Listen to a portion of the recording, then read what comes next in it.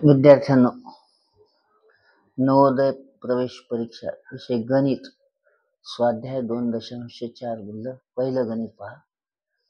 पुढील संख्या चढत्या भाजणीत चढत्या क्रमाने किंवा चढत्या मांडणीत लिहा. 4 संख्या दिल्यात. 98,230, 98,023, 89,320, 98,032 आणि हे 4 पर्याय दिले. पण नवोदयची परीक्षा असल्यामुळे हे 4 पर्याय सर्वात आधी वाचत बसायचे नाहीत. या पूर्ण चढत्या क्रमात लिहायची म्हणजे सर्वात लहान संख्या आपल्याला आधी पाहावी लागेल. मग सर्वात लहान याच्यामध्ये संख्या कोणती पहा. 89,320, त्याच्यानंतर 98,023, त्याच्यानंतर 98,032 आणि लास्टची 98,230. हा याचा चढता क्रम 100% येईल. मग 89,320 इथं आहे का? नाही, इथं आहे, पण पुढे 98,000 आहे, मग ही संख्या नाही.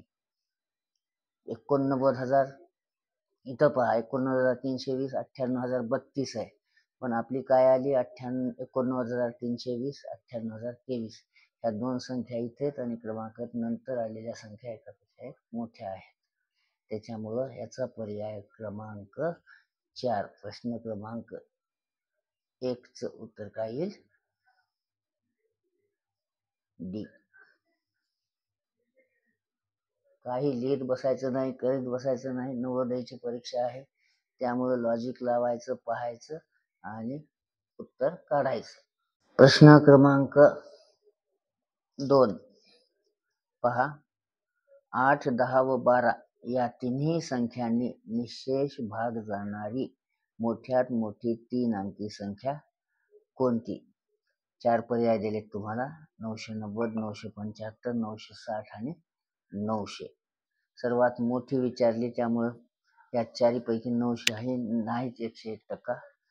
आता 990 पाहू. 990 मध्ये कसोट्या पाठ असल्याच पाहिजेत. 990ला एक तर 10 भाग जाते आणि दुसरं कशानं जाते बघा. 8 जाते का? पहा, 8 जात नाही, कारण का 8ची कसोटी अशी आहे की ज्या संख्येच्या एकक आणि दशक स्थानापासून होणाऱ्या संख्येस जर 8ने भाग जात, 2ने, 4ने व 2ने भाग जात असेल तर त्या संख्येस 8ने भाग जातो. त्यामुळे 990 नाही. 990ला 8ने भाग जात नाही. आता 975 तर नाहीच, कारण का एकक स्थानी 5 आहे, त्यामुळे हिला 8ने आणि 12ने भाग जात नाही. शेवटी राहिली 960. 960ला 12 96, 10ने भाग जातो आणि 8ने देखील भाग जातो, म्हणून याचं उत्तर येईल 960, पर्याय क्रमांक सी. प्रश्न क्रमांक 3. 89 गुणिले 15 अधिक 11 अधिक 15 वजा 500 सोडवल्यावर मिळणारे उत्तर आहे. ही पदावली आहे. पदावली सोडवण्यासाठी आपल्याजवळ सूत्र आधी पदावली लिहून घेऊ परत एकदा. 89 अधिक 15 अधिक 11 वजा 15 गुणिले 15 वजा 500. आपल्याला माहित आहे कंचे भागू बेव या सूत्रानुसार सोडवायचं, म्हणजेच बडोमास. तर आपल्याला काय करावं लागेल? आधी 89 गुणिले 15चा गुणाकार करावा लागेल. 89 गुणिले 15. 89 गुणिले 15चा गुणाकार काय? 15 × 35, 600ला 5 हातचे आले 13, 15 × 8 = 20, 14, 120 आणि 13 133 अधिक 11 गुणिले 15. बघा, कोणत्याही संख्येला जेव्हा आपण 11ने गुणाकार करतो, तर ज्या संख्येला गुणाकार करतो त्या संख्येचा एकक स्थान जसाच्या तसा लिहायचा, दशक स्थान जसाच्या तसा लिहायचा आणि या दोघांची बेरीज मध्ये लिहायची. 5 आणि 1 6. अशा छोट्या छोट्या ट्रिक्स देखील लक्षात आल्या पाहिजेत. वजा 500. या दोघांची बेरीज करून घ्या. आता 5 आणि 5 10ला 0, हातचा आला 1, 6 आणि 1 7, 7 आणि 3 10ला 0, हातचा आला 1, 1 आणि 1 2 आणि 3 5, 1ला 1 वजा 500. काय येईल उत्तर? 1500 वजा 500 म्हणजे 1000. पर्याय क्रमांक सी. उत्तर काय येईल? पर्याय क्रमांक सी. प्रश्न क्रमांक 3चं उत्तर पर्याय क्रमांक सी. प्रश्न क्रमांक 4. 1,30,429 भागिले 13 या पदावलीला सोपे रूप दिल्यास मिळणारे उत्तर आहे. 2015 साली आलेला हा प्रश्न आहे. अत्यंत सोप्या पद्धतीतला प्रश्न आहे. ज्याला भागाकार येतो त्याला हे गणित आलंच पाहिजे. भागाकाराच्या पद्धतीनं करा किंवा साधा आपला नेहमीसारखा 1,30,429 भागिले 13. 13 भाग द्या. 13 एक 13, 13 एक 13. भाग जात नाही म्हणून 0 झाले. 0 4. परत भाग जात नाही म्हणून 0. इथं चूक करतात मुलं. झाले 42. 13 39. 3 उरले. झाले 39. 13 39. येणारं उत्तर काय येईल?